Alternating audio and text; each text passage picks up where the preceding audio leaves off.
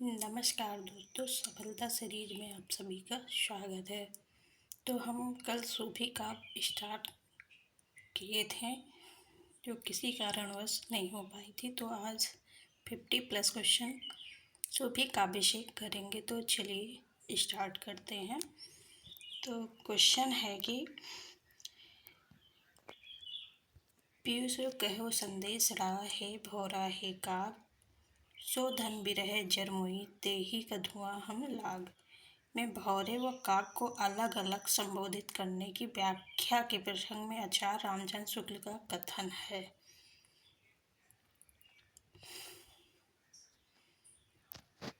तो यहाँ पे हो जाएगा ऑप्शन सी, आवेग की दशा में यही उचित है।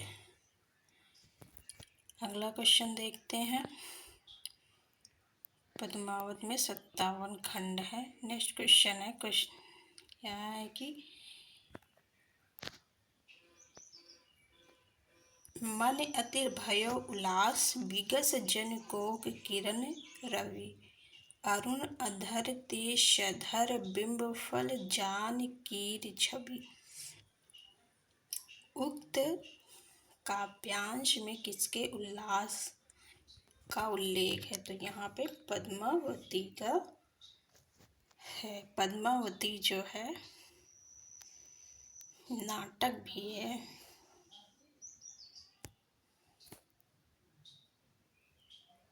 अगला क्वेश्चन है कि पद्मावत किस भाषा में लिखा गया है? तो पद्मावत जो है अवधी भाषा में लिखा गया है। यहाँ ऑप्शन बी हो जाएगा।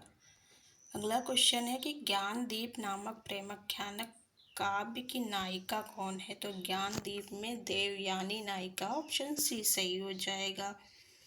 आचार्य शुक्ल के अनुसार जो है शेख नबी से प्रेम गाथा परंपरा समाप्त समझनी चाहिए। ये कथन इम्पोर्टेंट है। अगला क्वेश्चन है कि निम्नलिखित में से जायसी कृत पद्मावत में प्रयुक्त छंद है। तो क्या है जायसी में? दोहा और चौपाई। ऑप्शन बी सही हो जाएगा। चलिए अगला क्वेश्चन देखते हैं।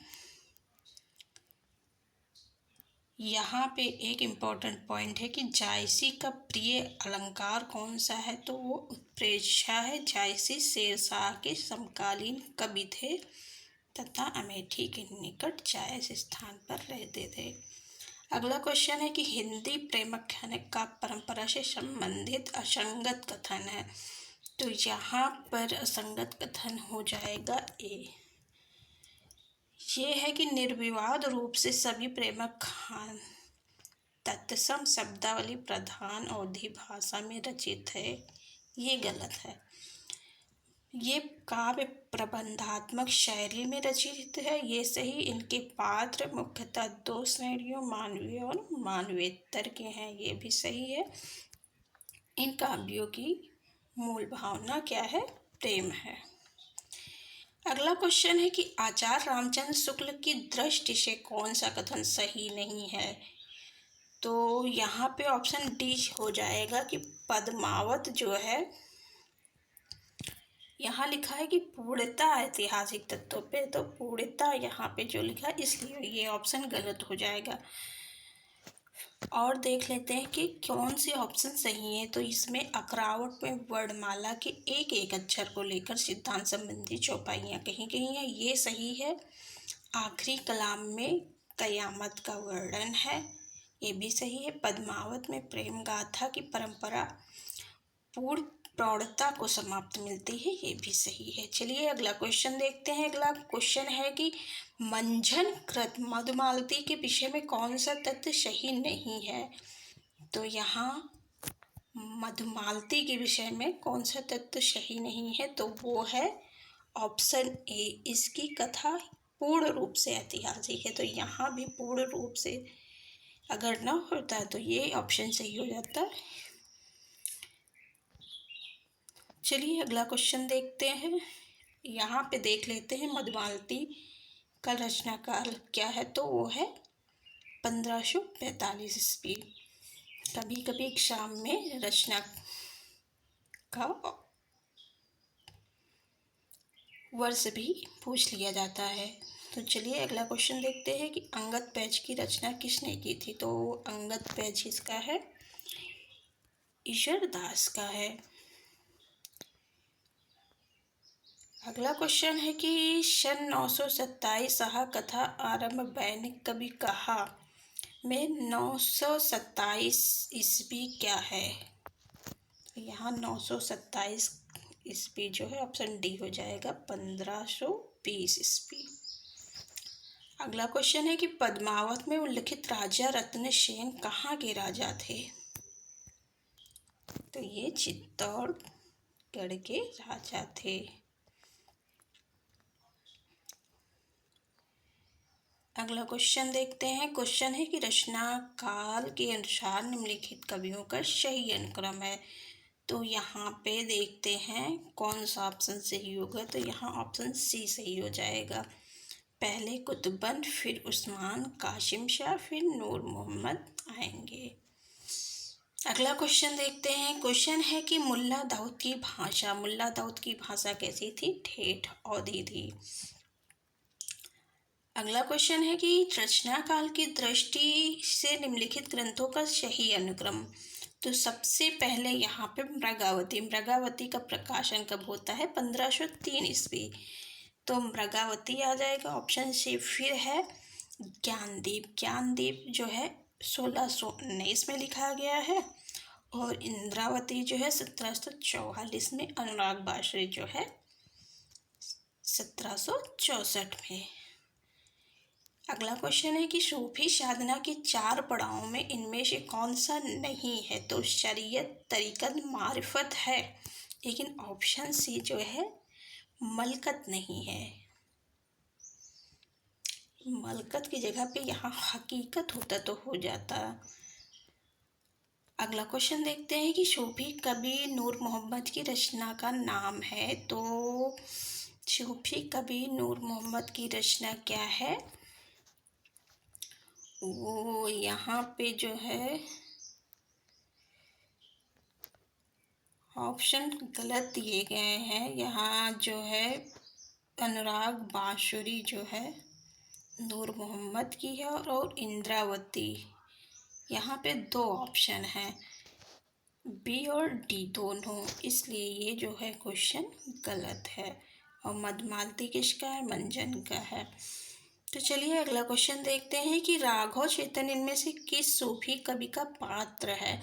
तो राघव चेतन जो है सभी को पता होगा कि ये पद्मावत के पात्र हैं। चलिए अगला क्वेश्चन देखते हैं कि सूफी काव्य परंपरा की सर्वश्रेष्ठ रचना है। तो सूफी काव्य परंपरा की सर्वश्रेष्ठ रचना कौन सी है। वो है पद्मावत। ये हो जाएगा ऑप्शन डी। अगला क्वेश्चन है कि जायसी कृत पद्मावत के विषय में कौन सा कथन गलत है। तो यहाँ गलत कथन बताना है। तो ऑप्शन ए हो जाएगा यहाँ पे।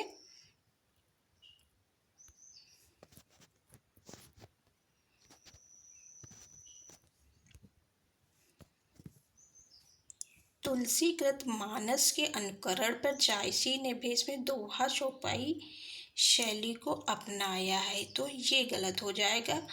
देखते हैं सही पॉइंट कौन सा। तो यहाँ पे है कि ए यह एक प्रेमाख्यानक काव्य है, ये सही है।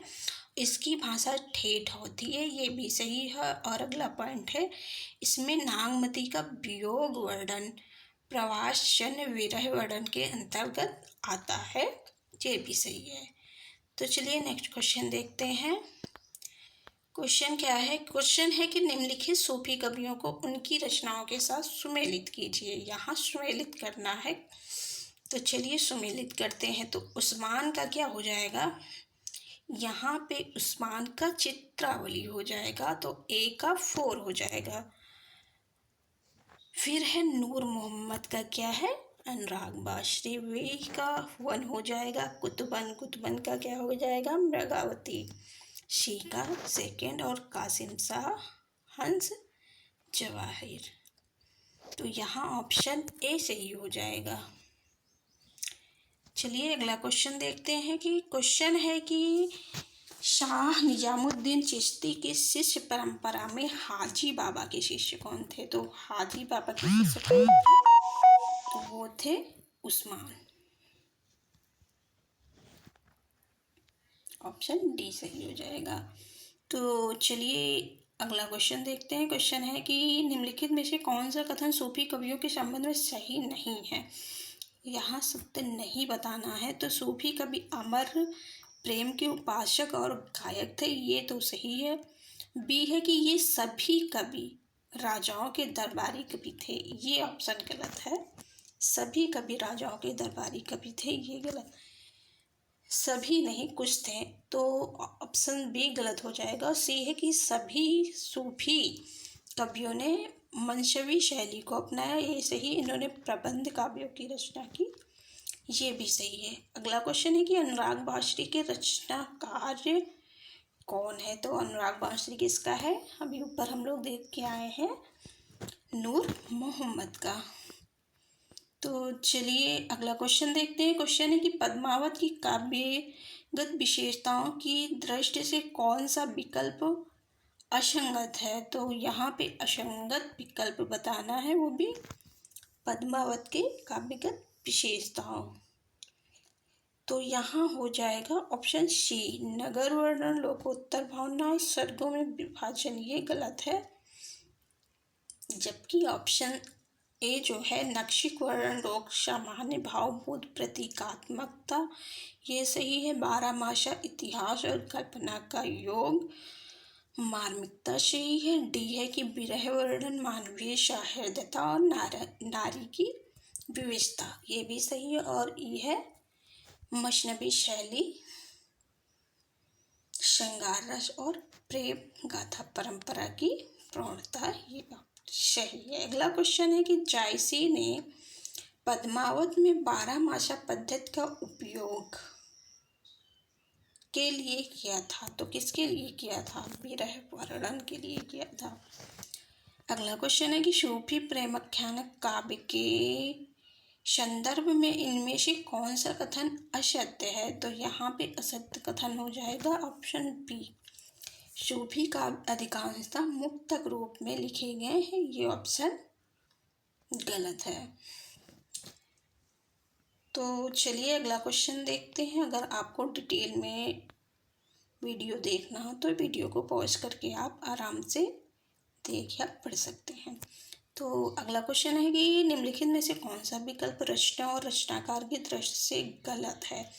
तो यहाँ पे गलत बताना है। तो मृगावती किसका है? तो मृगावती कुतुबुल का है, ये सही है।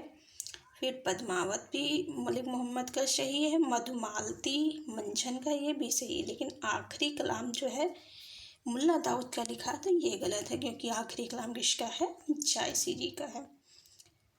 मुल्ला दाऊद की रचना कौन सी है? चंदायन। चंदायन का रचना काल यहाँ पूछा गया है, तो यहाँ पे हो जाएगा ऑप्शन ए 1379। अगला क्वेश्चन है कि मोहिका हंसस की कोहो रही, इसका क्या तात्पर्य है? तो इसका तात्पर्य है कि मुझ पर हंसते हैं उस कुम्हार पर। तो जो है ये उक्ति ऑप्शन सी हो जाएगा, क्योंकि ये जायसी जी ने किस लिए कहा? क्योंकि शेरशाह सूरी जो है उनकी क्रूरता को देख के ये हंसने लगे थे, तभी जायसी ने ये कहा था कि मोहिका हंसे की कोहरे। अगला क्वेश्चन है कि पद्मावत की रचना शैली क्या है? तो पद्मावत की रचना शैली है फारसी की मशनवी शैली।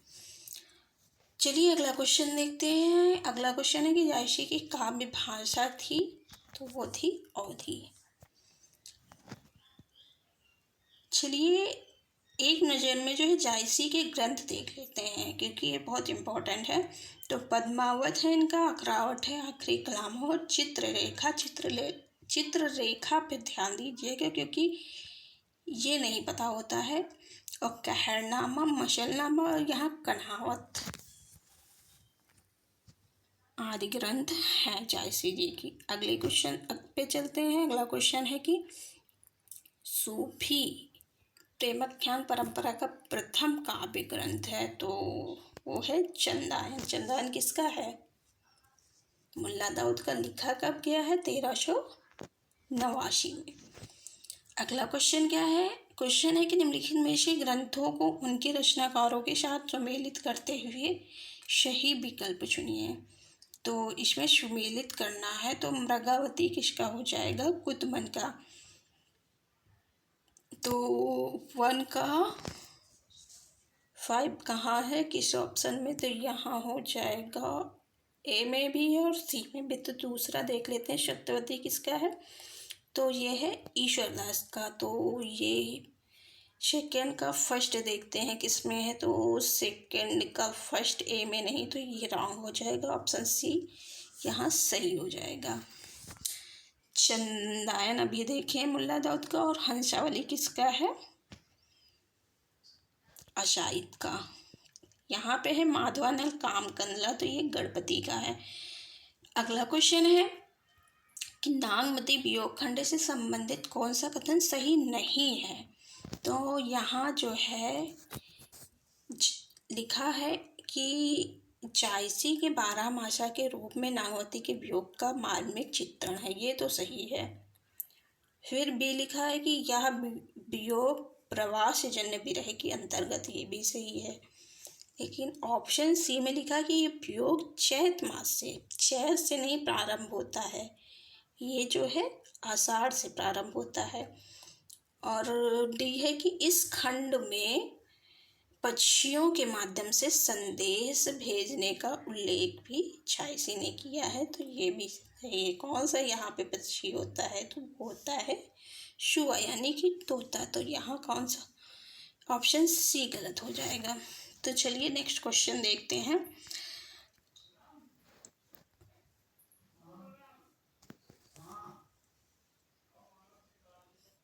क्वेश्चन है कि निम्नलिखित कवियों एवं उनके समक्ष अंकित पंक्तियों में से कौन सा युग्म असंगत है? तो यहाँ पे असंगत बताना है। तो यहाँ ऑप्शन ए में है कि जायसी का चढ़ा आषाढ़ गगन बन गाजा, ये सही है। बी में है सूरदास भज मन चरण कमल अविनाशी, ये सूरदास जी का नहीं है, ये मीराबाई का है। तो यही ऑप्शन गलत हो जाएगा। ऑप्शन सी है कि कबीर का अषड़िया झाई पड़ी पंथ निहार निहार, ये सबको पता होगा। बिहारी का जो तरन्यो ही रहे श्रुत सेवक एक रंग। चलिए अगला क्वेश्चन देखते हैं। अगला क्वेश्चन है कि प्यो वियोग अश बाउर जीव, पंक्ति में बाउर शब्द का अर्थ है। तो यहाँ पे बाउर का अर्थ पगली। अगला क्वेश्चन है कि निम्नलिखित में से कौन सी रचना मलिक मोहम्मद जायसी की नहीं है? तो यहाँ मधुमालती जो है जायसी की नहीं है, ये किसकी है? मंझन की है। 1545 में ये लिखा गया है। अगला क्वेश्चन है कि कुतुबन किस बादशाह के आश्रित थे? तो कुतुबन जो है हुसैन शाह के आश्रित कवि थे। ऑप्शन बी सही हो जाएगा। अगला क्वेश्चन है कि पद्मावत में गुरु का प्रतीक कौन है? तो अभी हमने बताया कि सुआ था। ऑप्शन बी हो जाएगा। चलिए अगला क्वेश्चन देखते हैं कि निम्न में से कौन सा सुमेलित नहीं है? तो ए है कि चित्रावली उस्मान का है, मधुमालती मंझन का, ये सही है। मृगावती कुतुबन का, हंस जवाहिर कासिम शाह जी का है, लेकिन ये नूर मोहम्मद का नहीं है। ऑप्शन गलत हो जाएगा, ऑप्शन डी होगा। अगला क्वेश्चन है कि इनमें से जायसी की रचना नहीं है। तो जायसी की रचना इंद्रावती नहीं। इंद्रावती किसकी है? अनुराग बाशरी का। अनुराग बाशरी और इंद्रावती, ये दोनों रचनाएं किसकी हैं? तो नूर मोहम्मद की हैं। अगला क्वेश्चन देखते हैं। अगला क्वेश्चन है कि पद्मावत के रतन सेन की पत्नी का क्या नाम था? तो वो नाम था नागमती। ऑप्शन बी सही हो जाएगा। अगला क्वेश्चन है कि छार उठाए लीन एक मुट्ठी, दीन उठाए पृथ्वी झूठी, यह पंक्ति किस ग्रंथ से ली गई है? तो यह है पद्मावत। ऑप्शन ए सही हो जाएगा। अगला क्वेश्चन है कि आचार्य रामचंद्र शुक्ल प्रेमाख्यानक परंपरा की पहली रचना किसे मानते हैं? तो मानते हैं ऑप्शन सी मृगावती को।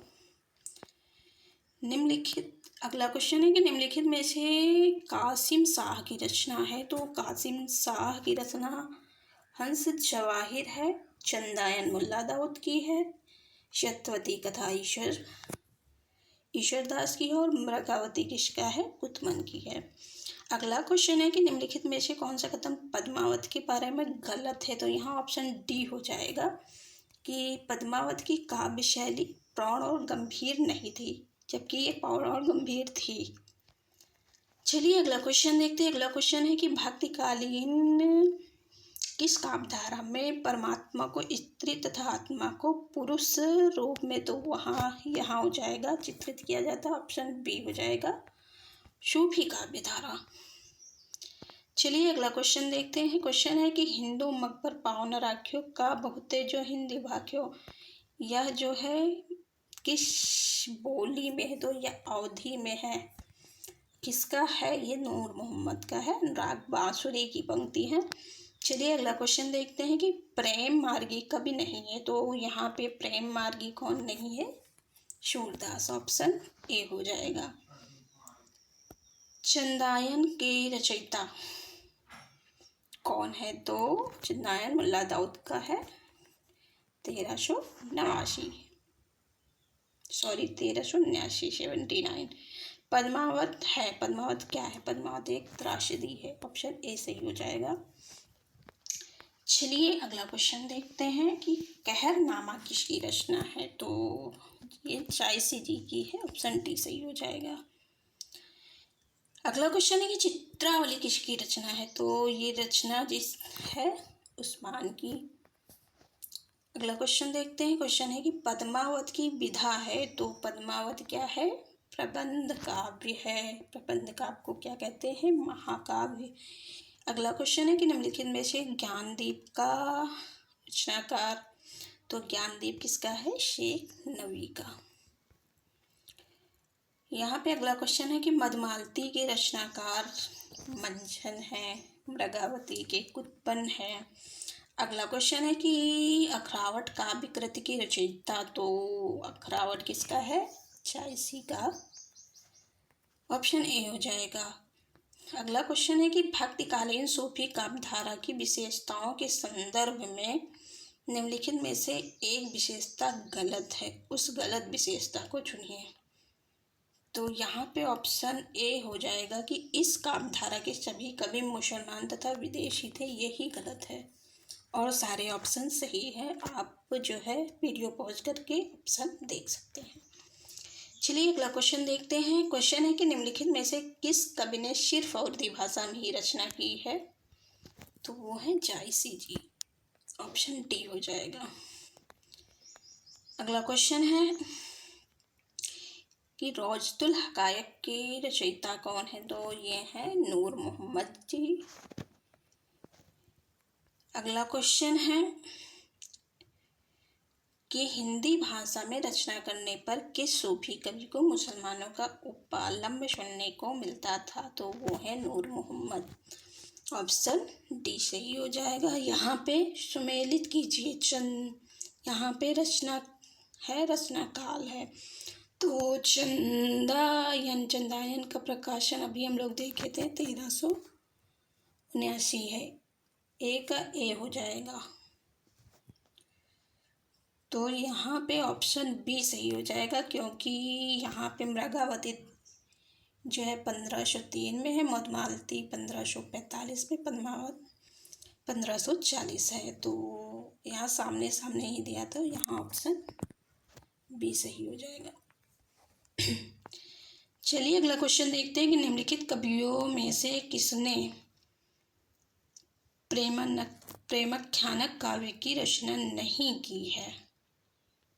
तो वो कौन से महान कवि हैं? वो हैं अब्दुल कादिर। ऑप्शन डी हो जाएगा। अगला क्वेश्चन है कि निम्नलिखित काव्यांश में विरह की किस दशा का वर्णन है? कि या तंजारो छार के कहो कि पवन उड़ाए, मकुते ही मार्ग उड़ परे कंत धरे जह पाए, ये किसका है? इसमें क्या है? अभिलाषा है। ऑप्शन ए सही हो जाएगा। मोहिका हंसिस की कोहरही किसने कहा है?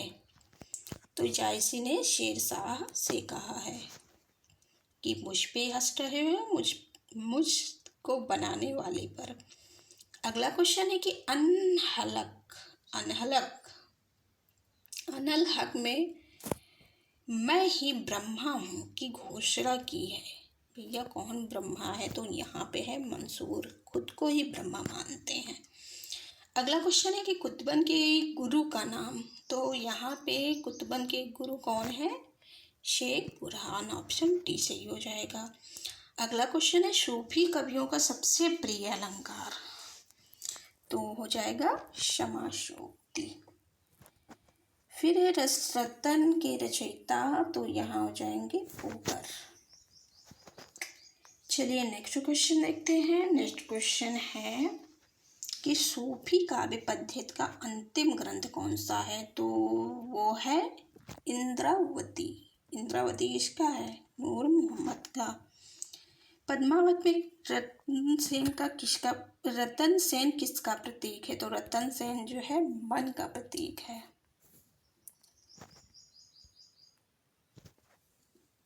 चलिए अगला क्वेश्चन देखते हैं। क्वेश्चन है कि मलिक मोहम्मद जायसी के प्रसिद्ध प्रबंध काव्य का क्या नाम है?